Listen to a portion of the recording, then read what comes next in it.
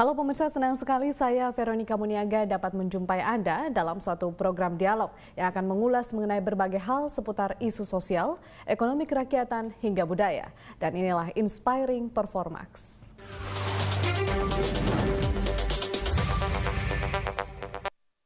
Di tengah perubahan iklim ekstrim, derasnya perdagangan bebas, berkurangnya lahan pertanian, serta menipisnya cadangan minyak fosil, Indonesia menghadapi tantangan ketersediaan pangan dan pengembangan bioenergi.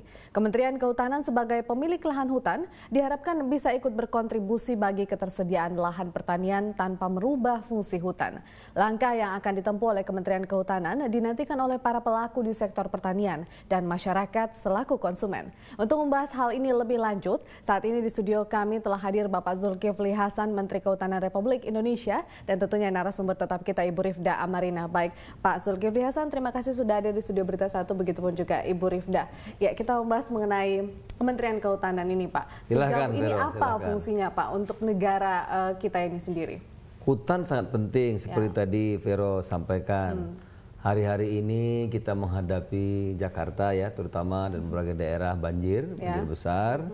Kita prihatin dan kita juga menyampaikan turut berduka cita atas saudara-saudara kita yang menjadi korban ya. Tentu ini semua selain tadi disampaikan perubahan iklim ya. Cuaca yang tidak menentu, curah hujan yang deras, yang tinggi, yang besar ya. Tentu itu yang mengakibatkan semua, tapi di samping itu yang paling permanen adalah tentu perlunya pengelolaan kawasan. Pengelolaan kawasan hutan kita, pengelolaan daerah aliran sungai kita. Misalnya Jakarta ya, kita saksikan kemarin Jakarta banjir, Bogor banjir, Bekasi banjir. Dari mana datangnya? Selain curah hujan yang besar itu, pengelolaan puncak, karena puncak Cipanas, Halimun Salak dan seterusnya itu, kalau itu tidak memenuhi standar-standar lingkungan yang baik, tidak memenuhi kaidah-kaidah konservasi, maka ya puncak itu ada das Ciliwung. Ciliwung itu das yang membuat Bogor banjir, Jakarta banjir, Bekasi banjir. Ciliwung namanya. Kalau yang banjir itu Tangerang, Lebak, yaitu das Citarum. Itu dari puncak juga datangnya, Halimun Salak, puncak dan sejauh ini pengelolaannya bagaimana, Pak? Nah, tuh sebelum sampai ke sana. Kalau yang banjir itu Kerawang, Purwokerto, Cianjur itu dasnya sana juga, puncak juga, puncak Halimun Salak dan seterusnya. Nah, kita saksikan kawasan hutannya di Cipanas Puncak itu kecil sekali. Sudah tidak sampai 15% saja. Sehingga 85% pengelolaannya itu ada di pemerintah daerah. Nah, ini di kemiringan tertentu, kalau dia itu tidak ditata dengan baik, apalagi misalnya ganti tanamannya sayur, tidak ada pohon-pohonan, maka pada waktu musim hujan akan jatuh banjir bandang yang luar biasa. Pada waktu musim kemarau kita kekurangan air. Nah, itulah yang terjadi. Oleh karena itu, Vero, kawasan hutan ini harus kita kelola dengan baik. Kita tata, kita perbaiki, sehingga memenuhi kaidah-kaidah konservasi, kaidah-kaidah hutan lindung, kaidah-kaidah hutan produksi, sehingga dia bisa sustain berkelanjutan, bisa kawasannya bagus ya, hutannya bagus, lingkungannya bagus, tetapi sekaligus juga rakyatnya itu bisa sejahtera, bisa memberikan kontribusi kepada pangan dan sebagainya. Apakah bisa? Bisa. Sejauh mana kontribusi? Inilah yang sekarang kita lakukan 3 tahun terakhir ya. Pertama, Vero, kawasan hutan-hutan yang bagus kita jaga. Yang bagus ini tinggal sepertiga, nggak banyak lagi. Ini kita jaga, kita moratorium ya, kita tidak boleh tebang lagi. Lahan-lahan gambut yang menyimpan juga emisi yang tinggi, itu kita jaga, tidak berikan lagi izin-izin baru. Tapi banyak kawasan hutan yang kemarin itu tebang ya, rata-rata tahun 98, 99 itu 3 juta hektar per tahun. Itu deforestasi. Ya, pohonnya ditebang. Artinya banyak sekali kawasan-kawasan kita hutan tapi sudah tidak berhutan lagi. Nah, ini yang kita tata. Kalau dulu sebagian besar memang perizinan itu untuk perusahaan.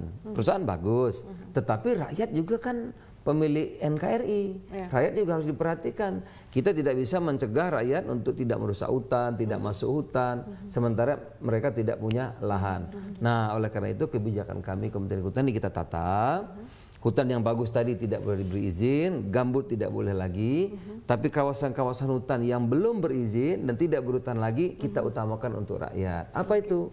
Dalam bentuk hutan tanaman rakyat, hutan kemasyarakatan, hutan desa, ya, hutan rakyat dan seterusnya. Itu yang kita berikan kepada rakyat pada tahun 2010 kami mencadangkan sudah 600.000 hektar.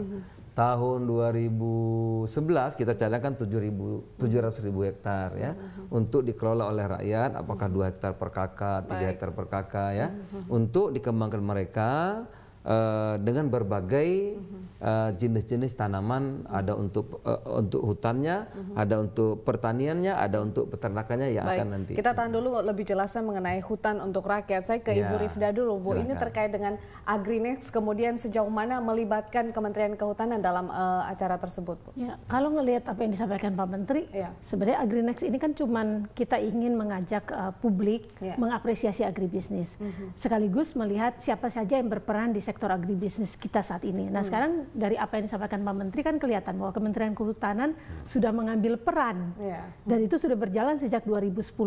Nah, ini bisa memberikan nilai tambah terhadap ketersediaan lahan kita yang memang sekarang menjadi masalah yang paling besar ya di sektor pertanian. Saya rasa ini berita bagus buat semua orang, terutama kita ya. Dengan adanya program hutan rakyat ini sebenarnya Pak, dari Kementerian Kehutanan sendiri memang fokus untuk masyarakat dalam artian petani atau seperti apa Pak? Kemudian sekarang itu berbagai ya.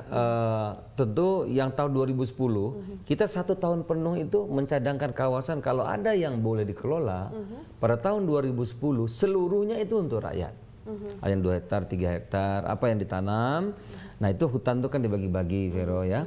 Ada kawasan konservasi, ada kawasan lindung, ada kawasan hutan produksi. Nah, kalau hutan produksi memang yang ditanam harus jenis-jenis kayu-kayuan.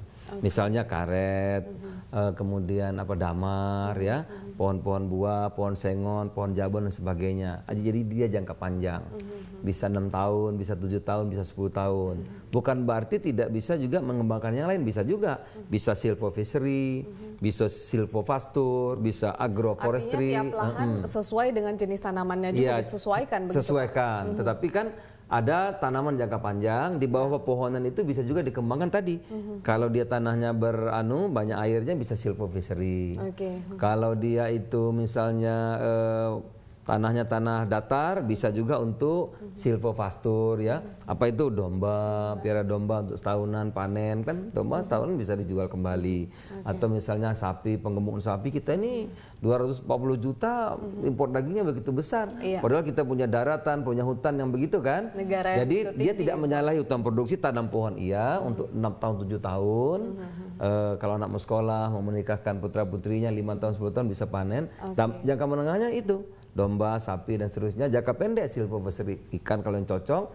Kalau tidak ya bisa ayam, itik dan seterusnya. Ya, Pak Zul dan Ibu Rifda, kita tahan dulu perbincangan, kita lanjutkan di segmen berikutnya. Pemirsa jangan kemana-mana, Inspiring Performance akan kembali usai jeda berikut.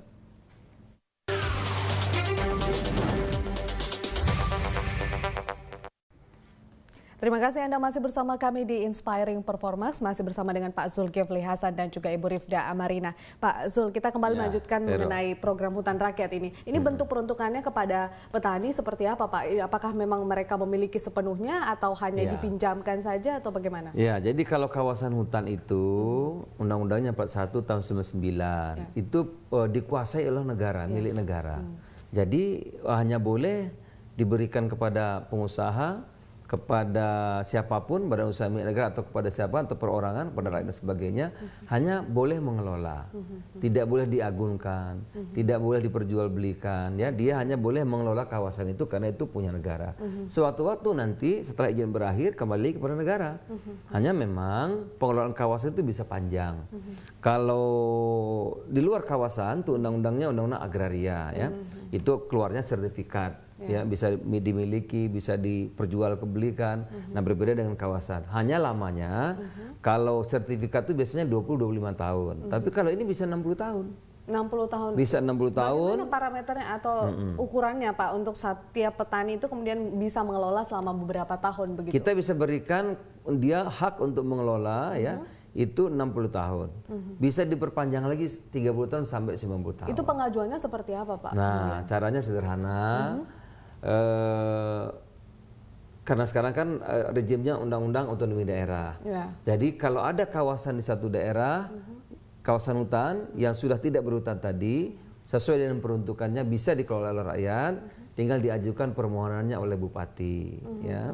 Gubernurnya menyetujui, kami mencadangkan. Nanti yang membagikan satu persatu itu memang sekarang ini bupati.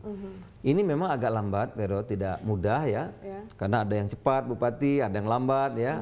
Kami itu untuk membuat agar bisa bergerak serentak, artinya bahwa petani-petani kita juga bisa memperoleh fasilitas yang sudah dibuat oleh kita tahu, Vero, petani kita itu dia kan kendala utamanya itu adalah akses, ya. Mereka ini perlu kita bantu. Justru birokrat ini harus, birokrasi pemerintah harus jelas keberpihakan kepada mereka, mendatangi.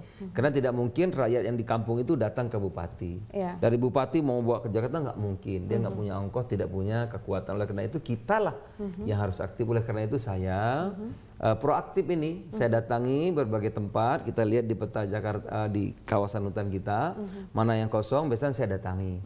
Saya kumpul dengan masyarakat situ, minta nama-nama, kemudian saya cadangkan.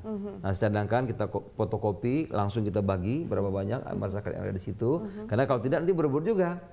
Setelah itu mereka tahu punyanya masing-masing haknya, biasanya baru bupatinya itu menindaklanjuti berikutnya. Karena kalau nunggu permohonan itu lama, bisa 2-3 tahun nggak selesai-selesai. Jadi apalagi ini dari petani, Pak, belum tentu iya, mereka kan tidak punya, kan harus ada apa namanya itu untuk kita bantu mereka ya. Harus ada ya itu ya. Kita yang proaktif mendatangi mereka karena mereka tidak mungkin akses ke bupati, akses ke kita. Nah, biasanya kita kumpulkan satu daerah itu berapa banyak kakak. Misalnya baru-baru ini kami di Lampung ya. Di situ ada 20.000 hektar. Nah, kita hitung situ berapa kakak di situ. Seberapa besar potensi kemudian bisa menghasilkan hasil pangan, Pak, untuk lahan hutan kita? Wah, luar biasa. Yang penting begini, Vero, kita ini nggak pantas sebetulnya kurang beras. Tidak pantas kurang jagung, tidak pantas kurang daging sapi, dagingan. Wong kita ini diberikan apa namanya oleh Tuhan tanah yang begitu luas, begitu subur. Ya, kalau dibandingkan tetangga kita Singapura itu baru take off pesawat udah habis negaranya, kan? Jadi tidak pantas terpulang kepada kita. Jadi seharusnya kita ini surplus bakal ekspor. Oleh karena itu Menteri Kehutanan ada program pemerintah 10 juta surplus beras pada tahun 2014. Ini kita dukung penuh. Oleh karena itu kan tidak hanya rakyat sebetulnya. Di kehutanan itu ada HPH. Ada HPH itu sudah lama ya dikelola oleh perusahaan-perusahaan. Ini kita wajibkan 5% dia untuk pertanian. Apakah tanaman jagung, tanaman kedelai, tanaman padi ya. Kemudian kita wajibkan juga untuk silvopastur. Dia bisa piara sapi, bisa piara domba. Bayangkan, ngelola HPH 100.000 hektar. Coba sapi tinggal dilepas sudah makan rumput sendiri. Jadi multifungsi lahan. Multifungsi gitu ya. Jadi dia bisa pertanian, 5%, 10% kita cadangkan, bisa silvopastur peternakan dan seterusnya. HTI juga tempat kami ada namanya hutan tanaman industri. Itu juga kita wajibkan 10% untuk cadangan pangan. Apakah dia tanaman padi, tanaman porang ya, kemudian umbi-umbian, kemudian jagung, terserah mereka apa. Di samping juga kita minta mengembangkan untuk silvopastur ya. Pastur itu ya tadi itu ternak, apakah domba, apakah sapi dan sebagainya. Di samping rakyat tadi. Ibu Rifda, ini program yang sangat bagus, artinya ini membuka peluang lebih besar untuk kaum petani kita, apalagi ya karena mereka saat ini mengeluh bukan hanya dari segi dana ya Pak ya, tapi juga lahan yang masih lahannya cuma 0,3 hektar. Betul. Nah, di Agrinex ini apakah akan dipromosikan lebih besar kemudian terkait dengan hutan rakyat ini? Jadi Kementerian Kehutanan itu selalu ikut di Agrinex dan dengan program yang sesuatu yang memang belum semua orang tahu. Saya rasa pasti Kementerian Kehutanan pun akan melakukan itu di Agrinex. Jadi di Agrinex itu kan ada peserta asosiasi baik petani maupun asosiasi pedagang. Nah, dengan informasi seperti ini akan sampai ke pelosok-pelosok lebih cepat. Jadi, dan saya akan memberikan panggung ya. Kita punya panggung talk show. Mungkin kalau Pak Menteri berkenan bisa juga bicara langsung dengan pengunjung dan petani juga bisa menyampaikan keluh kesahnya meskipun sudah diberikan sarana berupa lahan begitu. Betul, karena kan dia itu tadi yang Pak Menteri bilang bahwa petani itu bukan orang yang mudah mengakses menteri, bupati atau apapun. Jadi kita yang harus proaktif. Jadi memang berbagai LSM, asosiasi itu memang harus mendukung pemerintah untuk mengakses para petani, peternak dan nelayan ini supaya mereka juga bisa terakses dengan hal-hal yang menolong mereka gitu untuk memberdayakan mereka. Jadi artinya ada hubungan simbiosis mutualisme ini antara Kementerian Kehutanan dan juga Agrinex dalam kegiatannya nanti begitu. Ya, kita akan lanjutkan perbincangan di segmen berikutnya, Pak Zul dan Ibu Linda. Pemirsa jangan kemana-mana, Inspiring Performance akan kembali usai jeda berikut.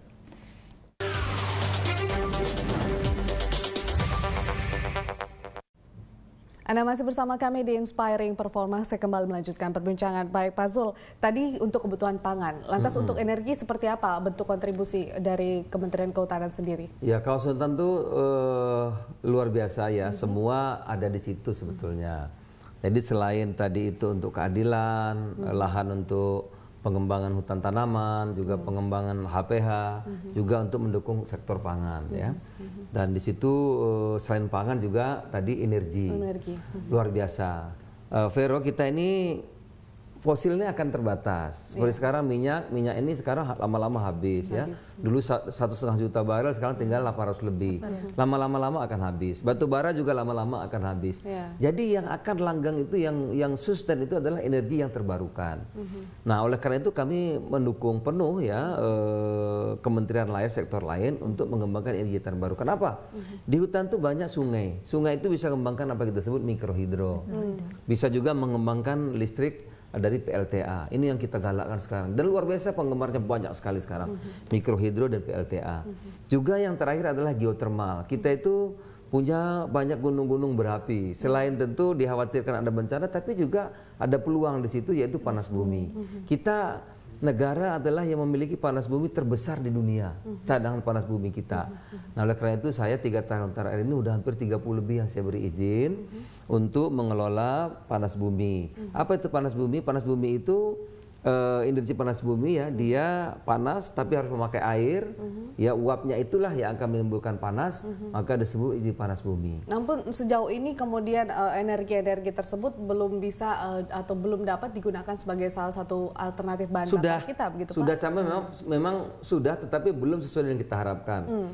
Sekarang kira-kira targetnya sampai tahun 2014 itu 10.000 mega kan. Nah, ini yang belum tercapai, kira-kira baru tercapai separohnya. Misalnya ada di Wayang Windu di Jawa Barat, beberapa waktu yang lalu diresmikan juga di Lampung, di Ulu Belu dan seterusnya. Tapi potensi kita besar sekali, inilah yang kita akan percepat. Nah, terima kasih Menteri SDM sudah menaikkan tarif panas bumi ini. Dan jangan lupa ada lagi yang terus berkelanjutan yang dikembangkan sekarang ini, misalnya Eropa dan negara-negara lain. Apa itu? Yaitu bioenergi dari apa namanya wood chip, ya kayu. Kayu itu bisa diolah, disebut wood chip atau wood pellet, ya. Dia bisa berkalori antara 5.000 sampai 5.500. Itu bahan campuran pengganti batu bara. Nah, kalau kayu dibikin pelet itu kan terus berkelanjutan dia. Artinya Vero, di tengah-tengah situasi perubahan iklim tadi, seluruh dunia bicara soal perubahan iklim yang harus musim dingin, musim panas, ini kan kita rasakan betul sekarang ini. Artinya tidak ada pertentangan. Energi kita bisa bagus, rakyat bisa maju, pertanian bisa cukup, ini bisa cukup, asal mengelolanya dengan baik. Baik, Pak Zul, ini potensi lahan hutan kita begitu besar, kemudian bisa mengcover petani kita juga, kemudian juga memberikan sumbangsi energi sebagai salah satu alternatif energi yang ramah begitu. Tapi dari Pak Zul dan rekan-rekan, bagaimana sejauh ini kemudian untuk menjaga agar hutan kita ini tidak dimanfaatkan oleh kalangan pengusaha yang hanya memikirkan profit semata? Begitu, Inilah Pak, yang kita harus bersama-sama menjelaskan soal ini dan mengawasi. Karena kalau kita eksploitasi, ya hutan-hutan kita, sumber daya alam kita, dengan keserakahan, dengan mengabaikan aturan-aturan, ya, dan bahkan mengeksploitasi itu melebihi daya dukung lingkungan, melampaui kaedah-kaedah konservasi, maka ya banjir. banjir, longsor, perubahan iklim ya, kita akan dapat manfaat sebentar saja, tapi kerugiannya akan jauh lebih besar daripada itu. Betul. Nah artinya kalau kita ngelolanya bagus, kita akan dapat manfaat yang besar, lingkungannya bagus ya, lingkungannya hijau, manfaatnya besar dan juga panjang. Inilah yang harus kita jelaskan kepada pengusaha kita, kepada ada pengawasan kita. lebih ketat mungkin Pak? Itu yang tidak boleh ditawar-tawar. Nah inilah tugas, kan sekarang ini ada PP 38, ya dibagi sudah, kalau dulu pusat kan, nah kami mengawasi kawasan konservasi. Nah pemerintah daerah tuh hutan lindung, hutan produksi, konservasi, konversi dan APL itu pemerintah daerah yang menjaga dan mengawasi kewenangan mereka. Sejauh ini itu, dari Kementerian Kehutanan sudah ada menemukan pengusaha-pengusaha nakal atau sampai sekarang masih menemukan pengusaha-pengusaha zero nakal? toleran kita. Oke. Tapi tadi dibagi tugasnya kan, kami fokus ke konservasi. Tapi yang konversi dan APL, hutan lindung dan sebagainya itu pemerintah daerah. Inilah yang harus bersama-sama kita. Kalau Kementerian Kehutanan yang galak, yang lainnya tidak, kan juga kurang kuat. Oleh karena itu perlu bersama-sama. Nah penting ini Pero, saya mengajak seluruh masyarakat Indonesia, kita ini berikan Tuhan tanah yang subur. Lahan yang begitu subur. Oleh karena itu mari kita syukuri. Dengan apa? Dengan kita nanam. Jangan biarkan tanah kita ini di seluruh Indonesia yang ada yang kosong. Coba terbang Kalimantan, terbang ke Sumatera, terbang ke Jawa, tanahnya kosong, nggak ada tanaman.